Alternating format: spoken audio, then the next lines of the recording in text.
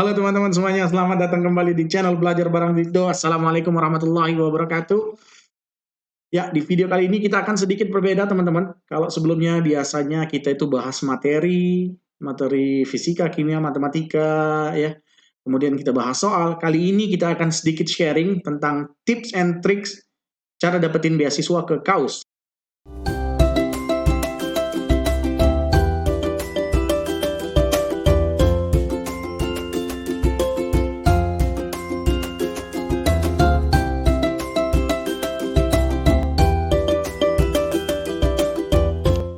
Ya, teman-teman, jadi tema kita kali ini itu cara dapetin beasiswa ke KAUS ya, tips and tricksnya. Jadi saya itu lulus S3 kan dari KAUS ya. Nah, jadi itu banyak banget orang-orang yang ngirim email ke saya, Mas gimana sih cara dapetin beasiswa ke KAUS? Gimana caranya tips and tricksnya supaya peluangnya makin besar keterima di KAUS? Mas butuh ini nggak untuk daftar KAUS? Butuh TOEFL nggak? Hal-hal yang sebenarnya ini sepele ya, karena sebenarnya di internet udah banyak. Kalau dicari di website KAUS sendiri itu udah jelas banget. Tapi memang kadang orang suka bertanya saja supaya lebih yakin ya. Saya mengerti banget karena memang saya dulu juga begitu ya waktu daftar.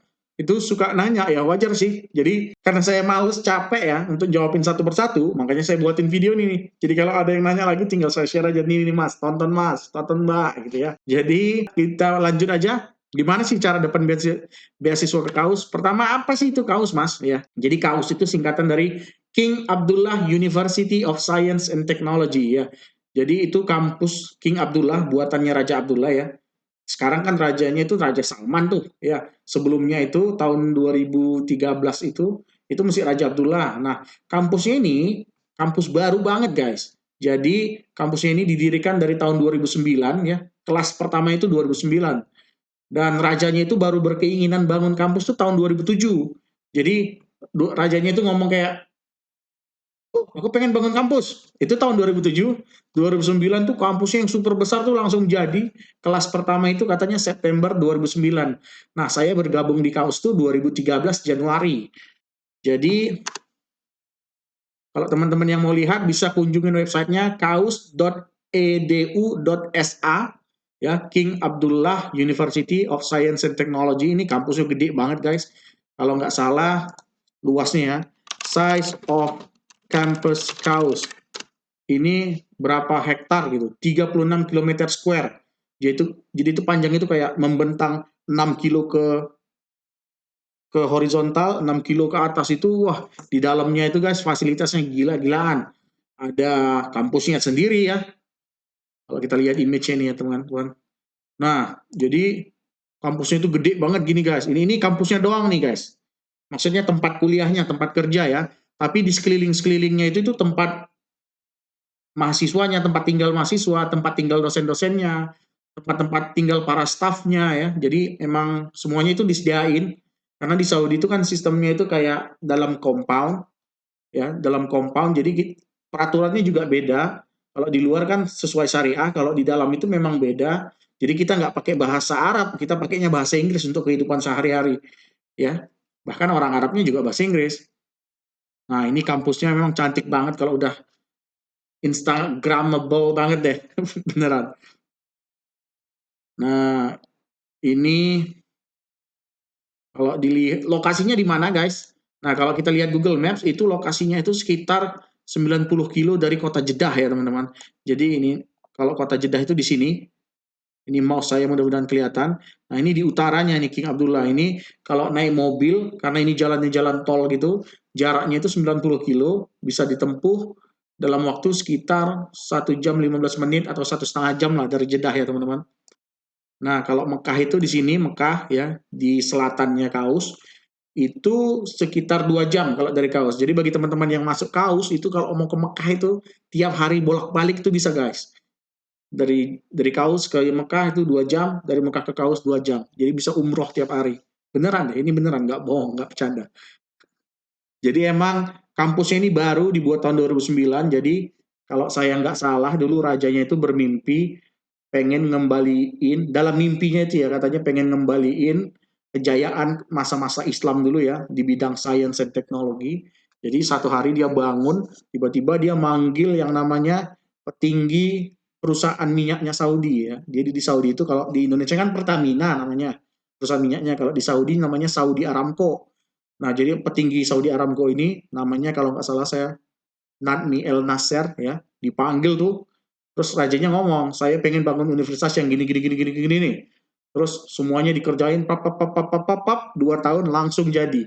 Nah, kelas pertama itu September 2009 ya. Terus ya udah.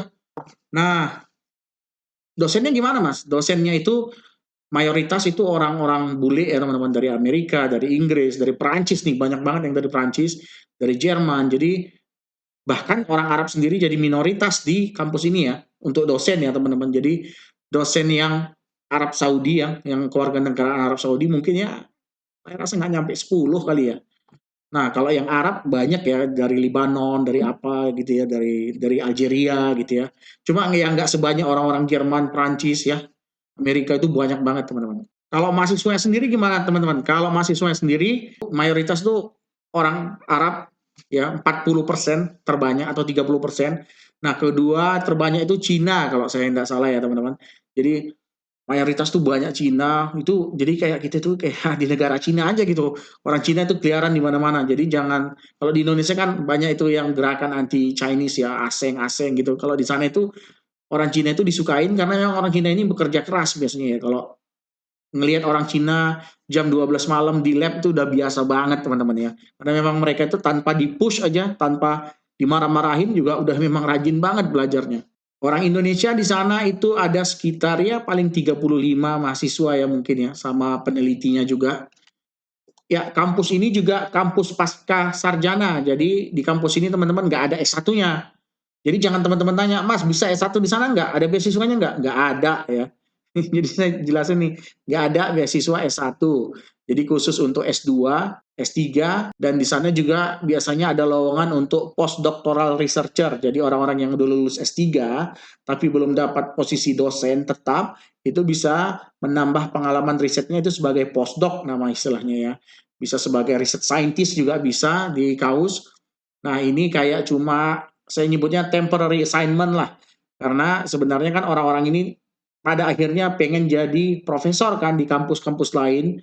Jadi biasanya tempat singgahnya untuk memperdalam pengalaman risetnya itu di KAUS sebagai postdoc atau research scientist ya teman-teman. Nah, beasiswanya apa aja Mas?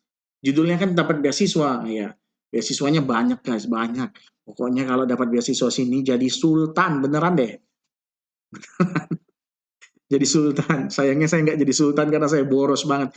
Jadi bagi teman-teman yang masih di sana, yang nonton video ini nih, kok masih di sana, atau yang mau berangkat, atau yang mau daftar, nah, planning finansialnya itu dibenerin deh. Biar kalau pulang dari sana itu jadi sultan beneran. Karena memang apa yang didapat di kaus ini sangat memungkinkan untuk membuat Anda pulang lulus dari kaus ini langsung jadi sultan. Beneran. Kalau perencanaannya baik. Nah, apa aja ini beasiswanya, ini saya bacain ya. Saya udah pernah nulis di sini. Bagi teman-teman yang ingin baca, ini ada website namanya kaustina.org. Dulu saya yang membuat pertama kali ya sama teman-teman yang ada di Kaus. Ini kami udah jelasin nih, biasanya dapat uang saku, stipend ya. Jadi kita itu digaji guys.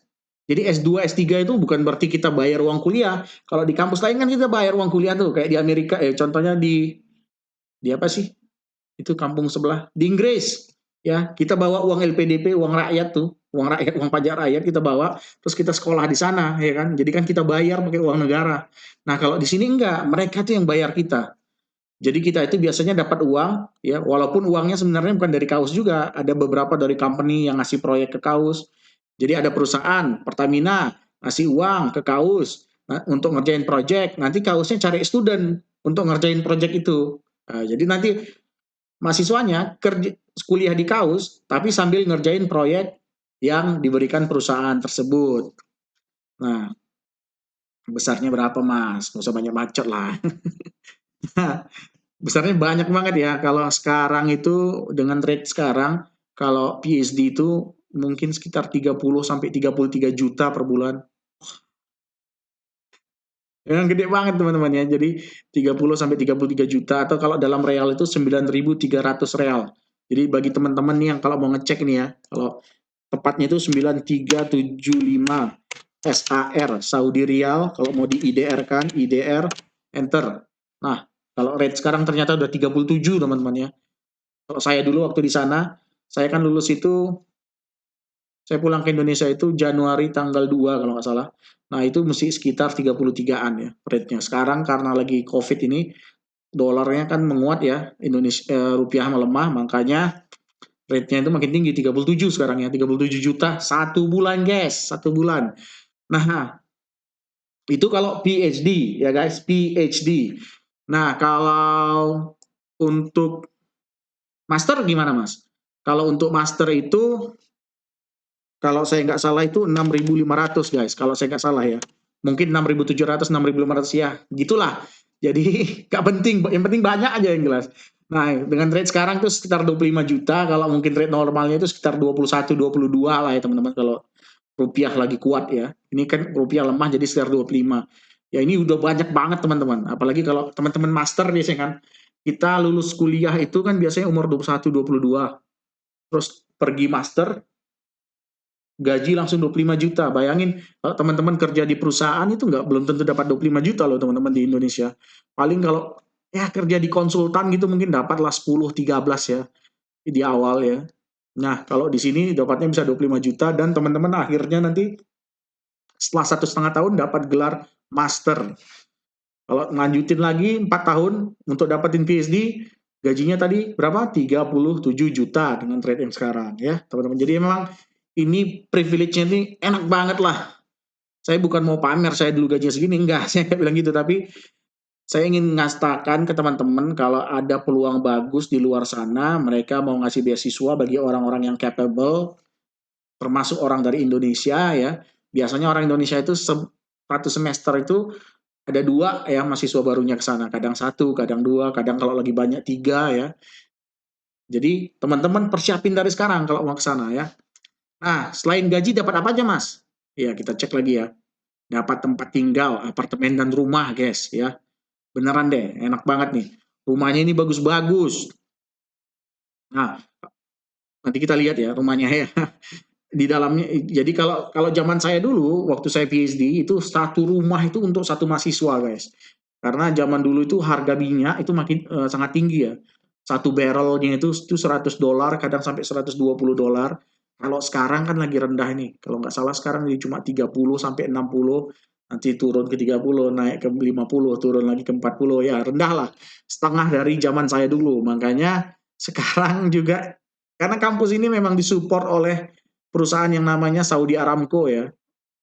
Terus kan pendapatan negara Saudi itu utamanya itu dari Aramco ya, dari penjualan minyak. Jadi kalau harga minyak turun sampai setengahnya, dulu 100-an dolar per barel, sekarang di 50-an dolar per barel, ya pasti aja semua fasilitasnya juga turun. Contohnya kayak saya dulu tinggalnya satu apartemen satu orang, sekarang udah sharing guys, satu apartemen dua orang ya. Terus enaknya lagi, kalau udah yang punya keluarga itu bisa dapat apartemen yang lebih gede teman-teman ya. Jadi untuk anak juga, jadi satu apartemen, satu rumah itu udah ada 2 kamar. Kalau saya itu, dulu satu rumah satu kamar.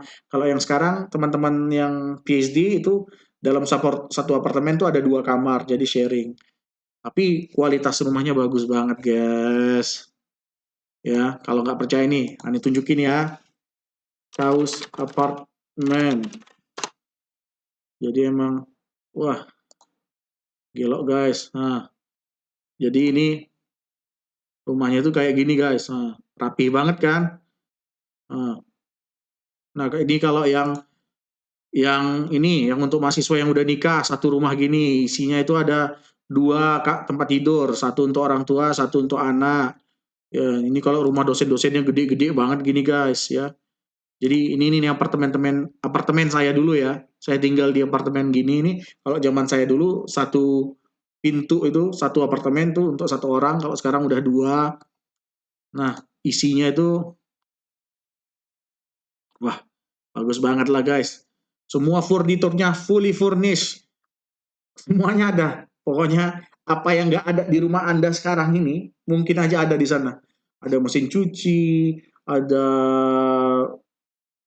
kompor, ada kompor listrik, ada electric dishwashing machine, apa pencuci piring elektrik, semuanya adalah lengkap lah. AC nggak pakai bayar apa-apa lagi, nggak bayar uang listrik, nggak bayar uang air, nggak bayar uang gas, semuanya pokoknya udah tinggal hidup, belajar, ya, be excellence in what you're doing. That's the most important thing you need to do. And produce as many publication as much as possible. Ya, jadi teman-teman tuh harus membuat makalah internasional tuh sebanyak mungkin.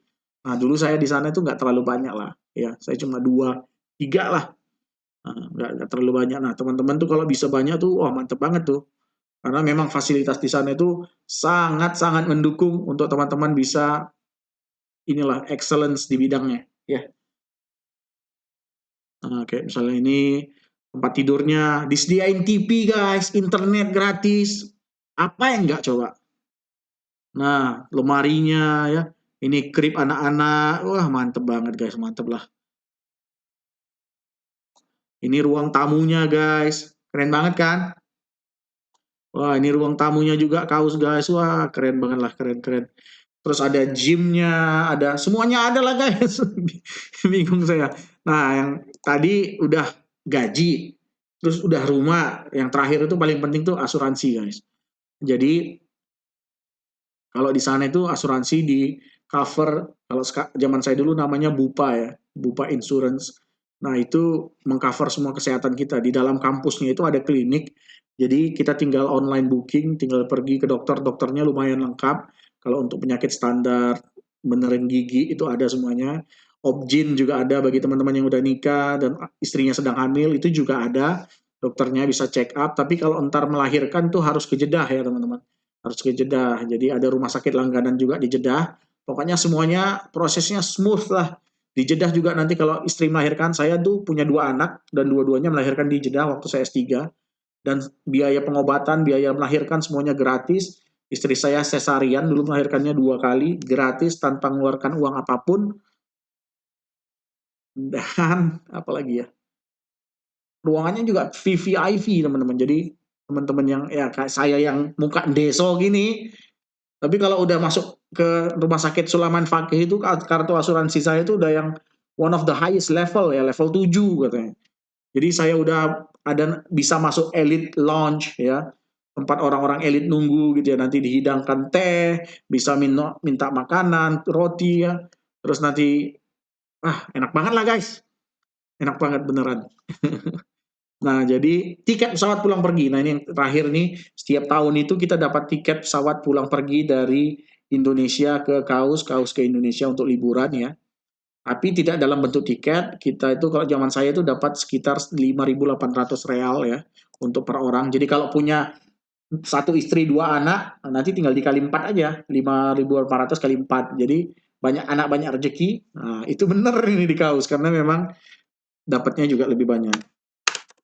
5.800 real tuh kalau di Indonesia kan sekitar 22 juta guys. Bayangin kalau ente punya 2 anak, satu istri, jadi kan dikali 4 kan totalnya.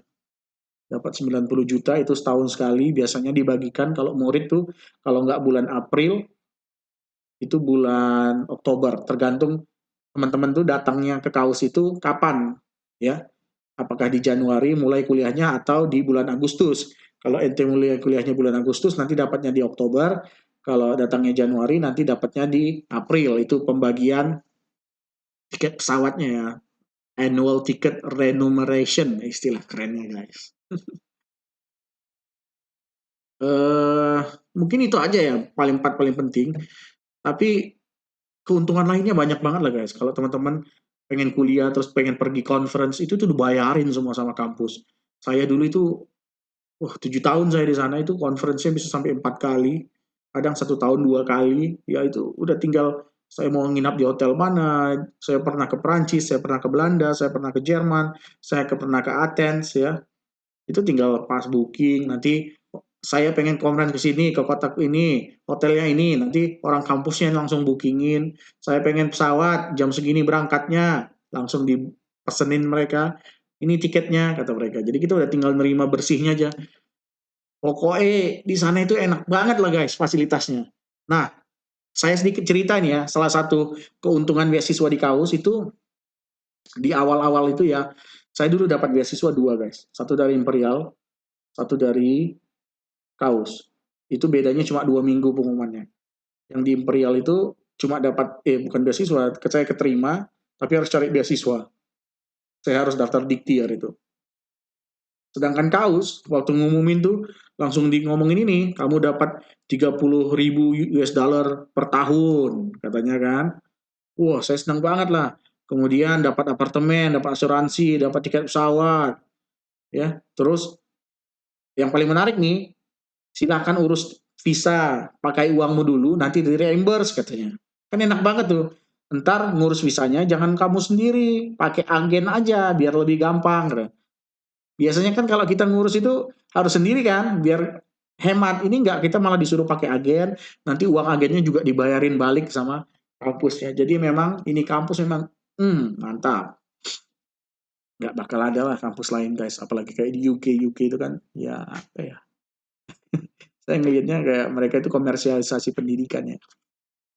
Eh, ya siapa yang nggak mau coba nerima mahasiswa Indonesia? Bawa uang dari Indonesia, dari LPDP, kita pakai uang negara ke sana. Mereka dapat buruh gratis karena bisa ngerjain proyek mereka. Mereka dapat publikasi gratis karena dananya dari kita. Mereka cuma istilahnya cuma managing people aja di sana ya kan. Semuanya kita bayar sendiri. Nah kalau di kampus ini memang fasilitasnya semua dibayarin mereka, kesehatan dibayarin mereka. Top Marco top lah teman-teman. Kalau bisa ke sini ya saya saranin ke sini ya. Ya, itu dia keuntungan di kampus. Kita lanjut lagi ya. Berikutnya syaratnya apa aja, Mas? Mas tadi udah ngomongin surga mulu kan, ya. Udah ngomongin nikmat-nikmatnya. Nah, bisa nggak apa aja nih syaratnya? Susah nggak? Nanti takutnya saya nggak bisa, Mas, katanya. Nah, syaratnya itu ada banyak teman-teman ya. Ya, standar lah ya. Teman-teman harus punya transkrip S1, S2. Kalau mau S3 harus ada S2-nya. Kalau mau S2 harus ada S1-nya kan gitu. Transkrip, ijazah. Terus yang paling penting itu statement of purpose ya. Jadi itu statement of purpose itu biasanya kayak tulisan teman-teman pengen ngerjain riset tentang apa, ke depannya mau jadi apa, mau jadi profesor atau mau jadi apa ya. Mereka itu pengen melihat itu long term goal teman-teman itu apa, ya, pengen jadi apa. Kemudian short term plan-nya itu apa, mau riset apa, kenapa tertarik di riset tentang ini. Kalau saya dulu risetnya tentang polimer, impact pada polimer. Mungkin idenya nanti bisa diterapkan untuk membuat helm anti peluru atau helm sepeda yang tahan banting ya. Saya dulu mungkin begitu. Saya juga udah lupa nulisnya apa.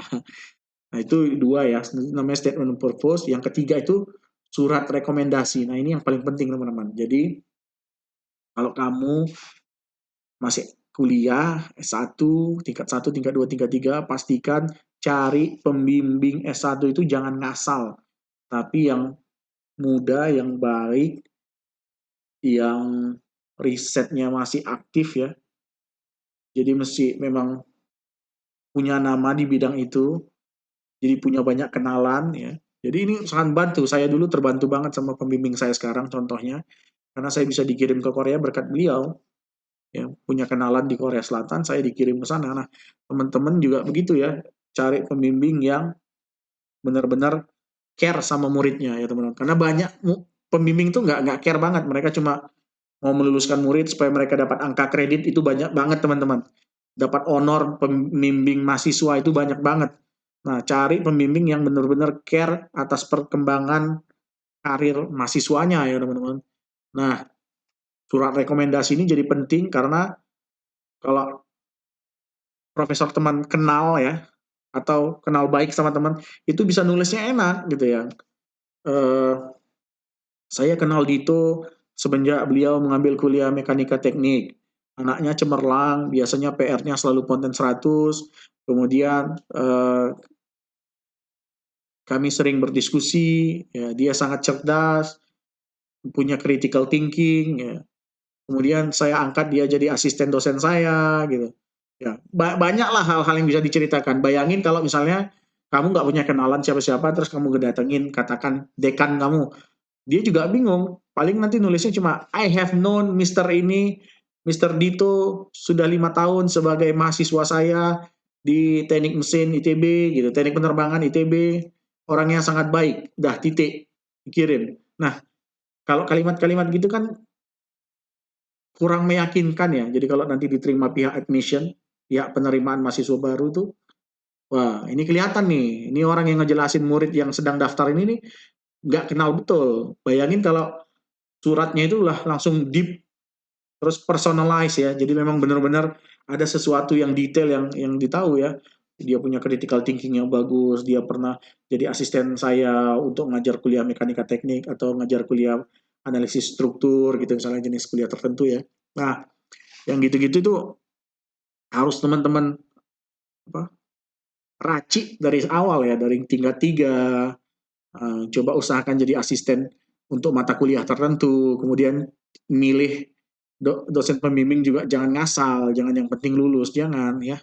Harus benar-benar cari dosen yang care sama murid, yang peduli sama murid ya.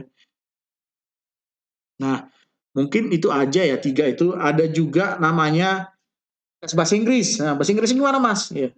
Sebenarnya bahasa Inggris nggak susah-susah amat ya. Kalau teman-teman rajin ngomong bahasa Inggris, nonton film-film berbahasa Inggris, itu nggak terlalu sulit.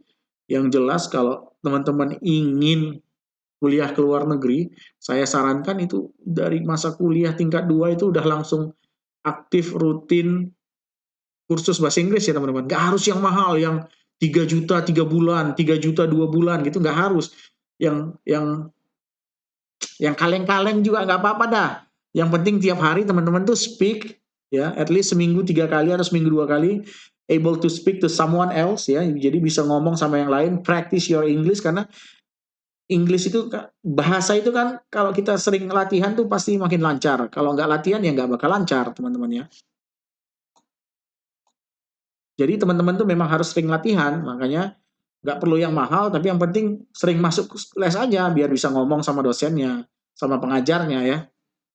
Nah, di KAUS itu ada bisa IBT ya, tesnya, bisa IELTS. Kalau IELTS itu kalau saya nggak salah nilai minimumnya itu harus 6,0 ya.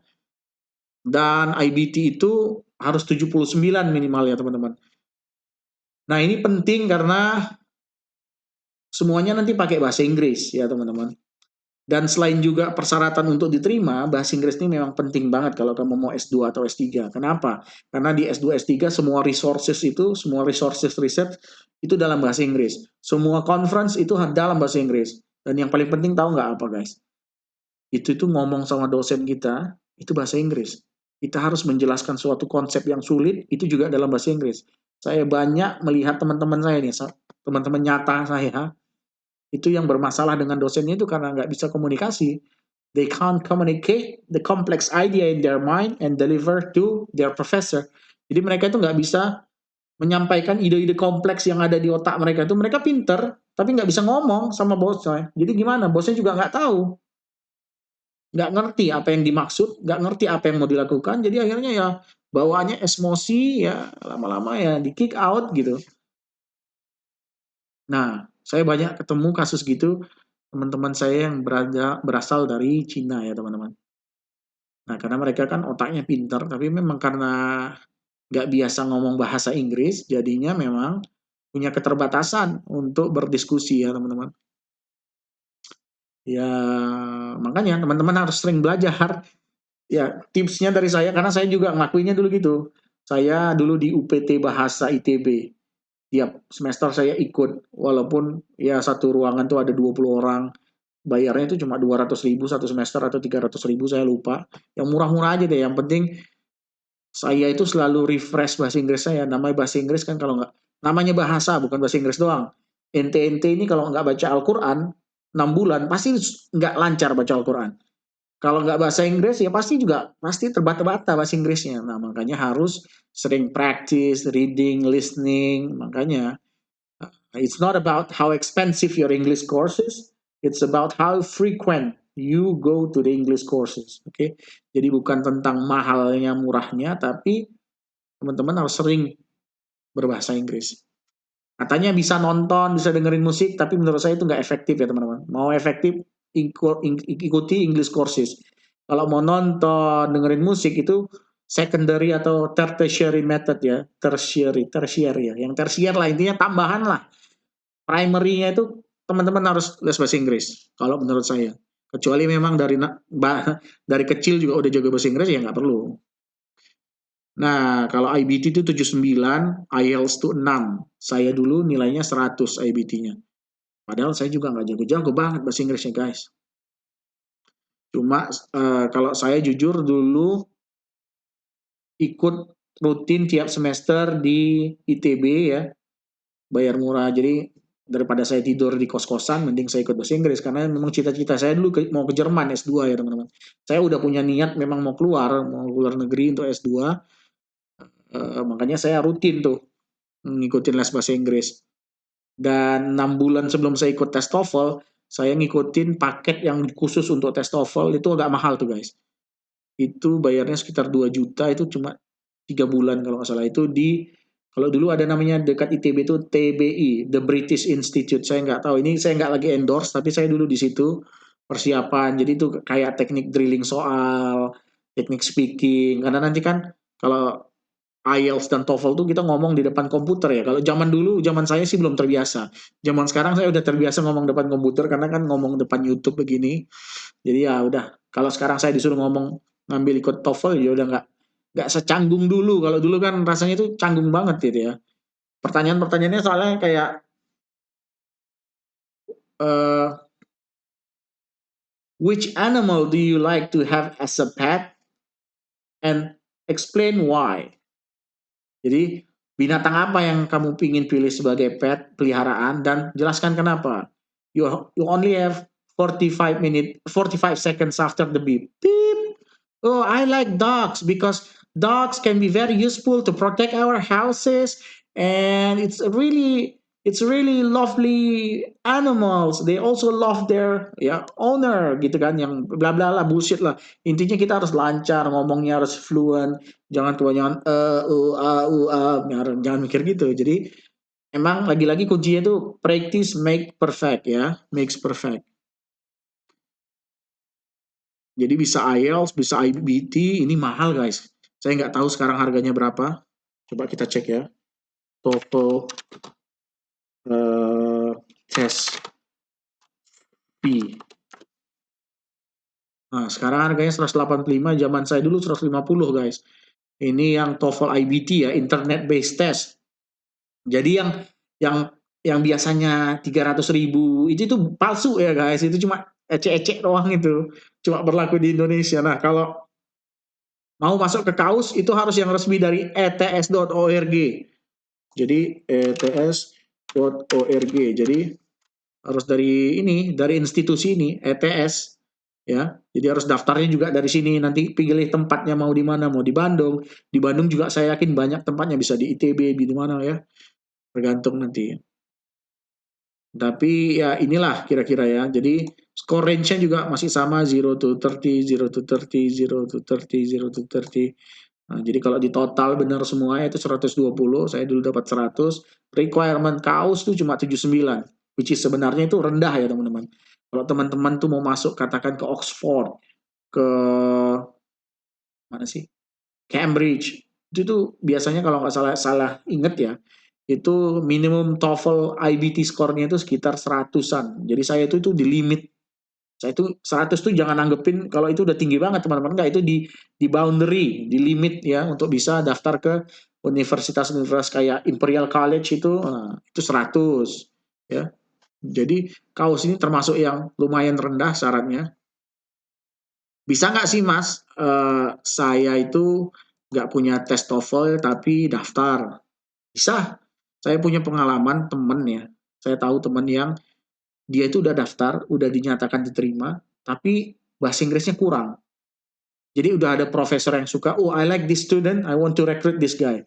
Tapi pihak admission yang bilang, oh this guy doesn't have TOEFL score gitu kan. Ya udah diminta, jadi diminta. Bisa nggak kamu ikut tes TOEFL lagi, penuhin syarat 79 ini, kemudian nanti kirim ke saya lagi gitu.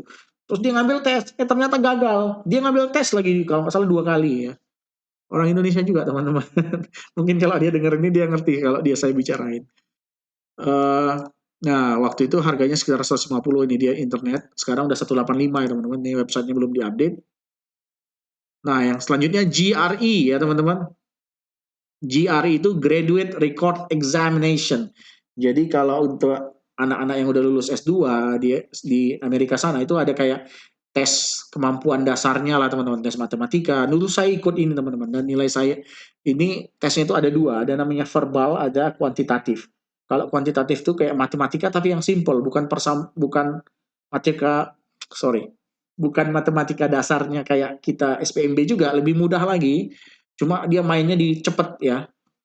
Nah, kemudian di verbal, verbal ini yang paling sulit ya teman-teman. Karena kayak nanti kadang nanti disuruh cari sinonim kata-kata, antonim, itu ribet lah pokoknya yang ini verbal. Tapi untuk orang-orang yang mau daftar ke kampus teknik atau science, itu biasanya verbalnya itu nggak jadi tolak ukur lah, diabain.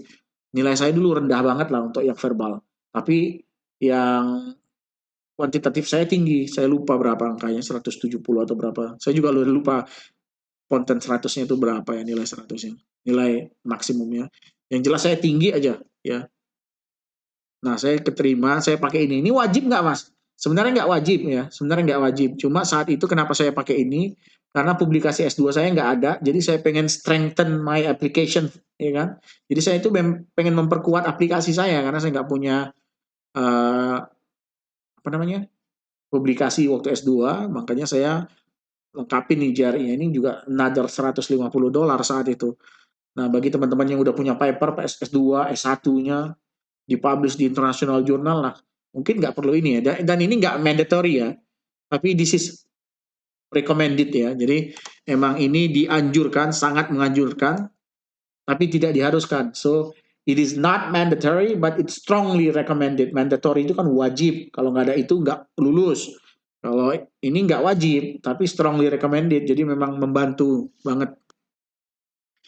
Nah, yang terakhir itu ini yang nggak paling penting lah, IPK ya, indeks prestasi kumulatif. Jadi waktu S1 itu IPK juga penting ya teman-teman. Kalau jelek banget IPK-nya 2,7 juga susah. Walaupun pada kenyataan ini waktu saya nulis nih, saya pernah punya teman-teman yang masuk KAUS tuh dengan IPK cuma 2,9, iya benar. Tapi ini mahasiswa awal-awal KAUS, waktu KAUS dibangun ya teman-teman. Jadi mungkin selection kriteria mereka tuh, kriteria pemilihannya itu rendah banget lah. Yang penting dapat student dulu mungkin ya. Nah, zaman sekarang ini katanya sih makin tinggi ya. Jadi hati-hati aja bagi teman-teman yang mau melanjutkan, jangan rendah banget IPK-nya. Selalu dikontrol dari mulai semester 1, 2, 3, 4, 5 ya. Karena kalau sekali di semester 1 atau 2 udah rendah banget, nanti ngenaikin IPK di S1 itu kan susah teman-teman. Ya, walaupun kita dapat 4 di semester 7, semester 8, mungkin pengaruhnya nggak akan signifikan ke IPK ya. Jadi harus memang dijaga, jangan rendah banget lah di semester. Kalaupun teman-teman sibuk kuliah S1 sambil punya part-time job, usahakan IPK selalu di atas 3 ya. Jadi ketika nanti bisa fokus, bisa 3,5 ke atas. Jadi rata-ratanya nanti di sekitar 3,4, 3,5. Nah, di website Kaus tuh selalu dibilang mereka tuh biasanya nerima itu rata-ratanya IPK 3,7, teman-teman. Jadi memang yang daftar ke sini yang one of the very best brilliant students from all around the world ya. Jadi memang yang paling bagus dari seluruh dunia. IPK rata-ratanya kan ya 3,7. Saya sendiri nggak 3,7 beneran deh. Saya cuma 3,3-an. Tapi kebetulan research background saya match ya. Nanti saya jelasin.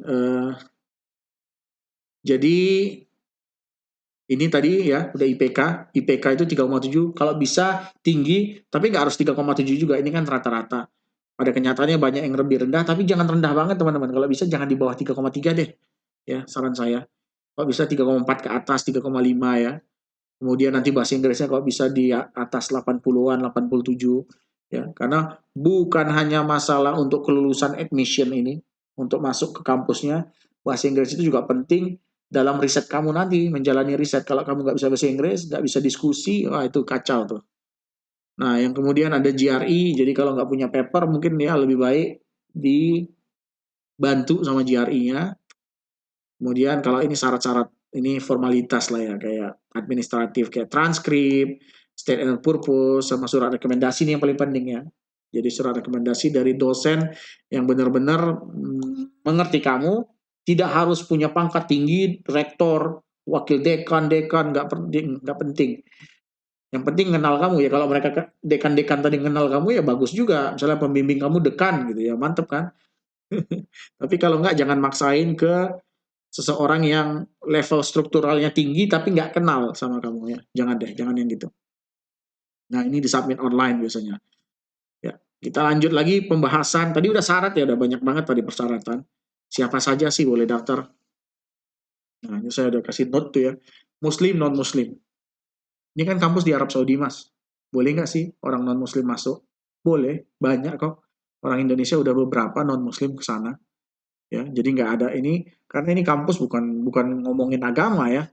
Ini kampus about science and technology. As long as you can bring excellence in science and technology, you are welcome. Jadi selama kamu itu bisa memberikan kontribusi di bidang sains dan teknologi, pasti ada selalu lah ini peluang untuk ke sana ya. Dan memang beberapa ada yang non Muslim. Ada waktu zaman saya malah ada 5 atau 6 ya. Sedangkan total kami ada 20 ya. Jadi sedangkan rakyat Indonesia kan juga 80% Muslim. Jadi secara proporsi memang sangat baik ya kalau ada 6 dari 25 itu non Muslim, sedangkan di Indonesia 80 punya 80%-nya juga Muslim, artinya kan memang proporsional, mereka nggak pilih-pilih agama kan.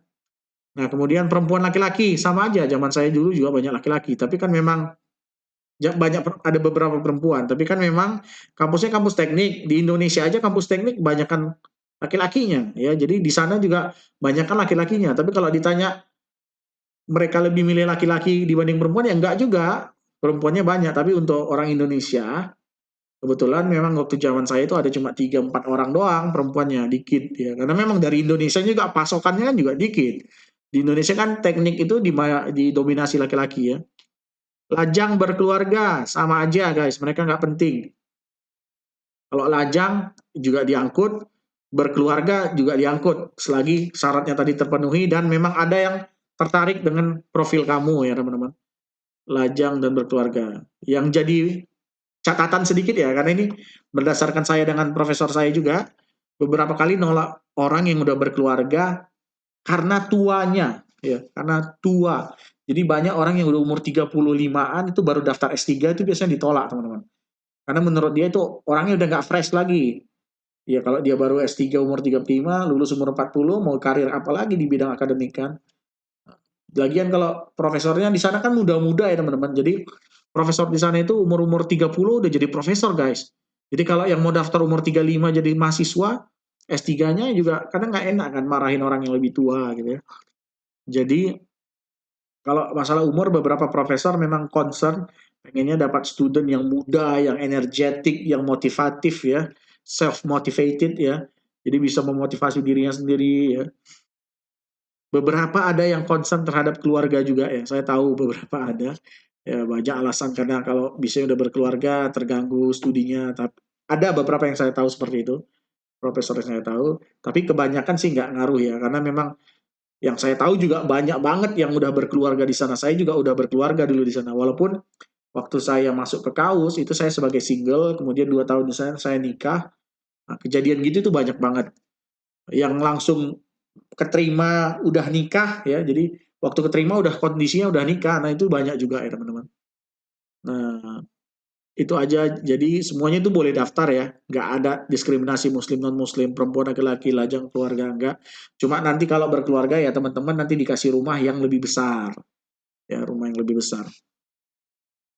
Cara daftarnya gimana ya guys? Kapannya dulu saya jawab. Jadi KAUS ini tuh terbuka setiap saat. Kalau kampus lain kan ada deadline-nya. Di KAUS juga ada deadline-nya, tapi sebenarnya kita bisa daftar kapan aja ya teman-teman. Karena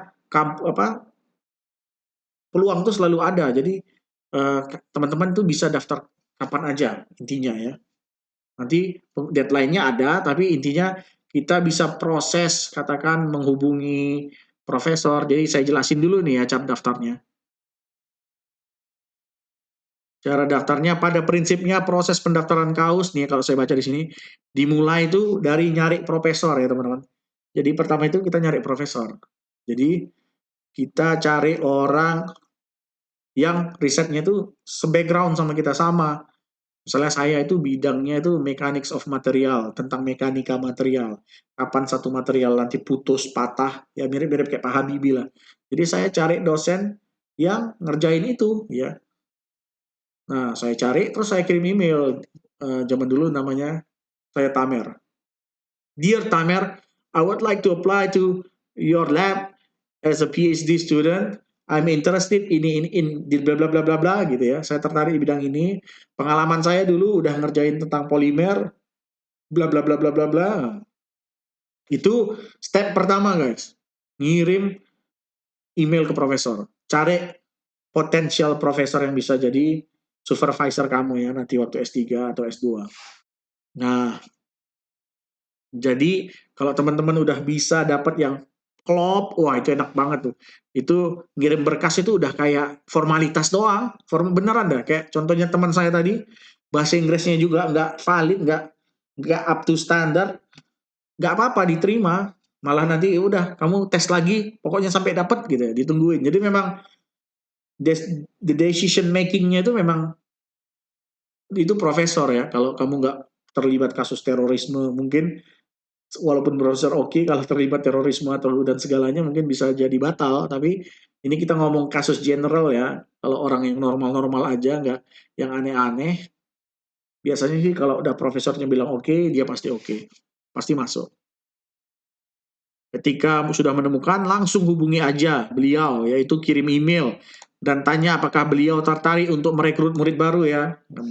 Do you have any vacancy as a PhD student gitu ya. I'm interested to study deeper about mechanics of materials, especially to protect the brain structures of human gitu ya. Contohnya ini saya contoh ngomong aja. Uh, saya lihat riset kamu tentang itu. Saya yakin kalau di bawah bimbinganku, risetku akan bisa sangat melejit. Apalagi kau punya fasilitas yang tidak terbandingkan, and parallel research. Itu ini yang ngibul apa? Ngecak lah guys, ngecak. Nah, ini ada tips. Banyak beberapa teman itu mereka tebar email teman-teman. Jadi jangan kalau mau banyak ngirim email itu nggak perlu satu profesor. Misalnya ada teman-teman tertarik ke 3 profesor, kirim aja ke tiga-tiganya. Tapi jangan kirim email yang sama ya. Biasanya tiap profesor itu punya spesialisasi yang spesifik. Gak mungkin tuh tiga-tiganya sama copy paste spesialisasinya. Karena kaos itu ketika merekrut seseorang, pasti dia punya spesialisasi khusus. Misalnya tentang polimer, tapi polimernya apa kan beda.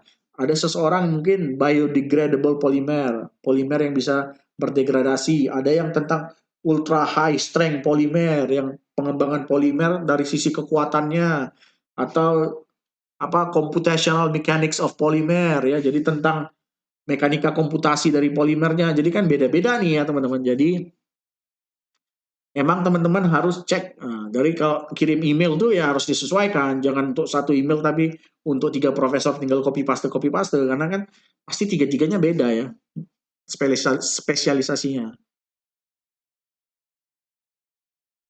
Jadi kirim ke banyak profesor untuk memperbesar peluang diterima ya.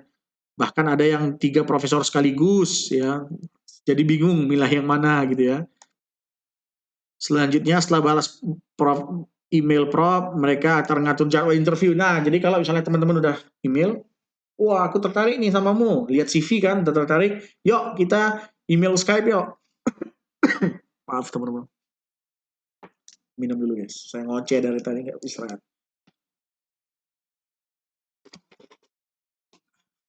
Nah, jadi kita lanjut ya. Jadi setelah biasanya kita kan itu ngirim email, kita ngejelasin diri kita, background kita apa, sambil di attach itu ya. Jadi kita kasih juga ininya attachmentnya itu transkrip, CV, statement of purpose yang tadi ya, surat rekomendasi kalau perlu, kalau ada, kalau enggak ya nanti waktu aplikasi online juga enggak apa-apa. TOEFL score kalau udah ada ya. Nah, kalau mereka lihat itu dan tertarik, profesornya akan ngubungin, wah, I'm very interested in your profile. Can we have a Skype meeting? Aku sangat tertarik dengan profilmu. Bisa nggak kita Skype meeting? Nanti Skype meeting atau dari Zoom, ya interview. Nanti kamu dijelasin, why are you interested in kaos gitu contohnya. Karena terus nanti kalau di kaos pengen ngerjain apa gitu. Nah, teman-teman tuh harus benar-benar fasih ya teman-teman. Dulu saya punya pengalaman, saya merekomendasikan satu orang ke bos saya, terus dia di interview, saya udah ngasih tahu nih, nanti kalau ditanya ini gini gini gini gini gini, udah saya iniin. Terus ternyata profesornya yang pinter. Si anak ini ngomong, saya pengen belajar teknik penerbangan, tentang penggunaan komposit pada teknik penerbangan, bla bla bla bla, lancar lah ya. Terus si profesornya dengan mudah jawab, tapi di sini nggak ada teknik penerbangan, kami cuma ada teknik mesin, gimana dong? Si anak bingung. Eh, akhirnya dia nggak lulus teman-teman.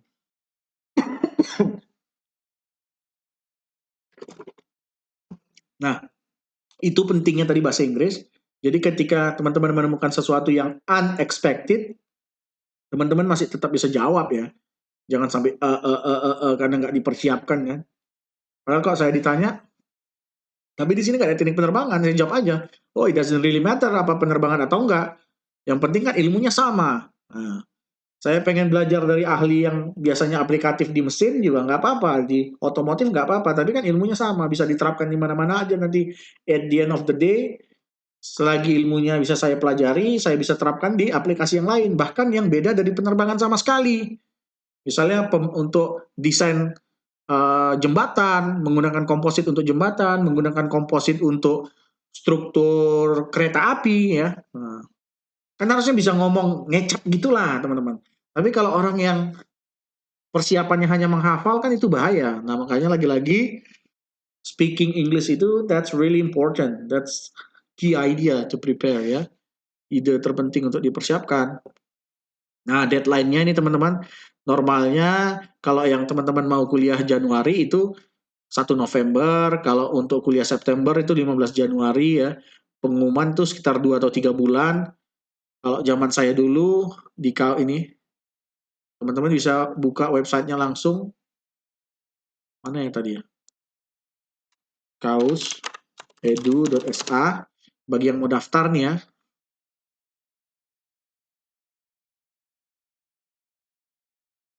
Applying to kaus. Jadi mau apply ke kaus. Nah, teman-teman bisa klik ini websitenya admissions.kaus.edu.sa. Apply now. Ini kaus admission.co.uk. Jadi emang co.uk ya, jangan takut. Bukan ini bukan.